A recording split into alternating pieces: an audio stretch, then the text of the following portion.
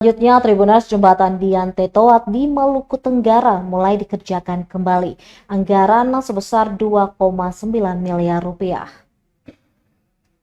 Pembangunan lanjutan Jembatan Dian Tetoat di Kecamatan Hot Surbai, Kabupaten Maluku Tenggara mulai dikerjakan. Pembangunan jembatan ini menelan anggaran yang bersumber dari APBD Maluku sebesar 2,9 miliar rupiah. Dengan limit waktu pengerjaan selama 120 hari.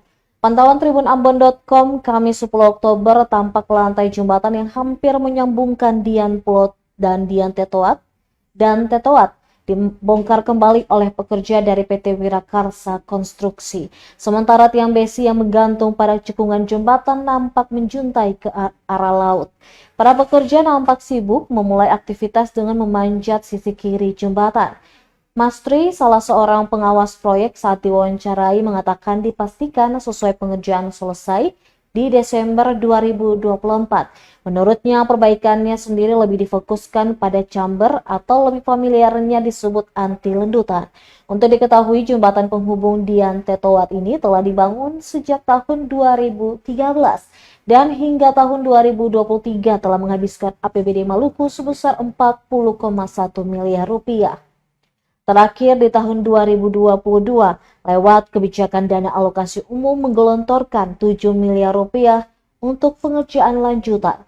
Namun di Desember 2023 kembali dihentikan karena penurunan segmen jembatan dan langsung diidentifikasi oleh pihak Komisi Keselamatan Jembatan dan Terowongan atau KKJTJ Kementerian PUPR. Jembatan ini konon digadang-gadang bakal menjadi ikon Kabupaten Maluku Tenggara.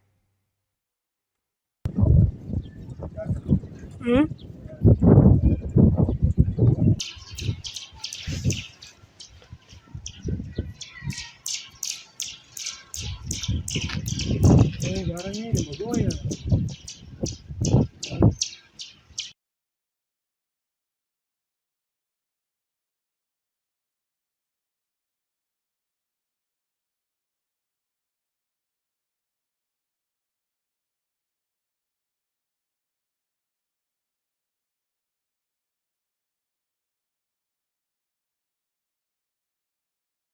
Download Tribun X sekarang, menghadirkan lokal menjadi Indonesia.